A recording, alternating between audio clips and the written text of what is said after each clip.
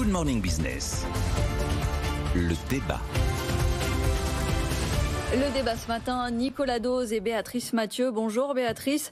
On parle beaucoup et il y a cette petite musique de dépenses publiques, ça nous accompagne. On est d'accord sur le poids, on est d'accord sur le fait qu'il faille la résorber. On est moins d'accord sur le fait que finalement, il faudrait peut-être penser d'abord à son efficacité.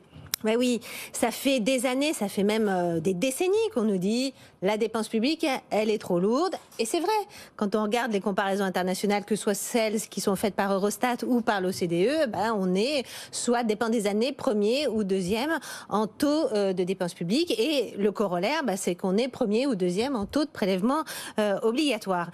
Et on nous dit, mais regardez, c'est le débat et c'est la petite musique à chaque présidentielle, regardez. L'exemple de la Suède. Il y a 30 ans, la Suède a réussi en une décennie à baisser de près de 10 points de PIB son taux de dépenses publiques et de fait sa pression fiscale.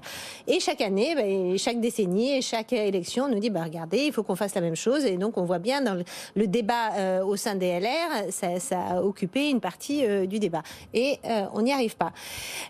Parallèlement, on voit, et ça a été un peu aussi la cause des Gilets jaunes, c'est qu'il y a eu à la fois un consentement à l'impôt en France qui est de moins en moins élevé et une critique qui est de plus en plus forte sur l'efficacité de la dépense publique.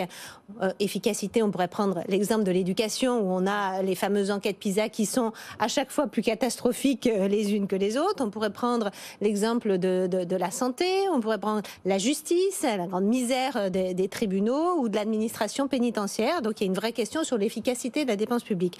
Et donc je me dis, au lieu à chaque fois de se faire presque des nœuds cerveau, et on n'a jamais réussi à le faire, de faire l'exemple suédois, parce qu'il n'y a pas de consensus social et c'est très compliqué finalement de faire quelque chose contre les Français, même si on leur explique. Peut-être essayons de travailler sur l'efficacité de la dépense et au lieu de regarder toujours l'exemple suédois, peut-être regardons l'exemple danois. Et aussi quand on regarde l'exemple danois et on regarde ce qu'ils ont en éducation, ils ont des résultats bien meilleurs que nous. Donc travaillons sur l'efficacité. Alors là, on pourrait en parler beaucoup. Quels sont les moyens pour travailler sur l'efficacité de la dépense publique? Nicolas Dose. C'est un énorme sujet, et c'est un sujet qui n'est pas renseigné. J'ai déjà raconté cette anecdote aux rencontres économiques d'Aix-en-Provence. J'avais à ma table, au moment du déjeuner, quelqu'un du Trésor.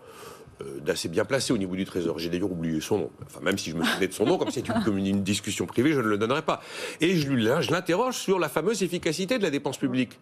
Le niveau de la dépense publique, il ne faut pas faire de fantasme. Prenez la dépense publique d'État en France, État. Elle est à peu près conforme à celle des autres pays. Les collectivités locales, oui, là c'est plus important. Et le gros de la dépense publique, c'est la dépense sociale, qui est liée à notre mode de fonctionnement. On a socialisé, on a étatisé à peu près l'ensemble des filets de protection sociale. Ça engloutit 730 milliards d'euros tous les ans et ça inclut les minima sociaux.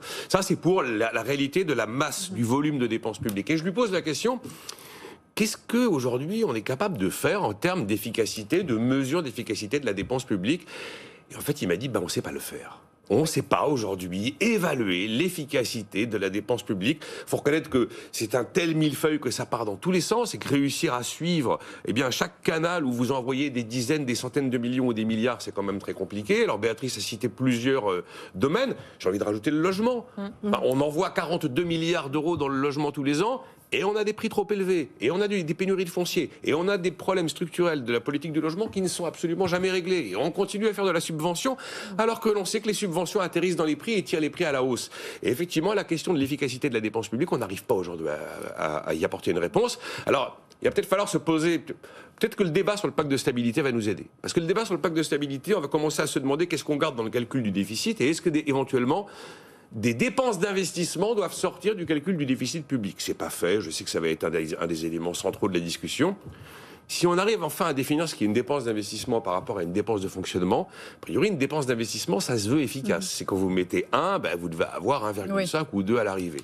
C'est peut-être un débat qui va nous permettre d'avancer dans ce domaine, mais c'est vrai qu'on est très très très doué pour placer nos obligations, on est les meilleurs du monde pour prélever l'impôt, mais alors on n'est pas du tout au point pour évaluer l'efficacité de notre dépense publique, et Dieu sait si on a eu des textes de loi qui ont fini par arriver devant les assemblées sans qu'il y ait vraiment d'études d'impact, et alors après on fait une commission pour savoir si la mesure a fonctionné.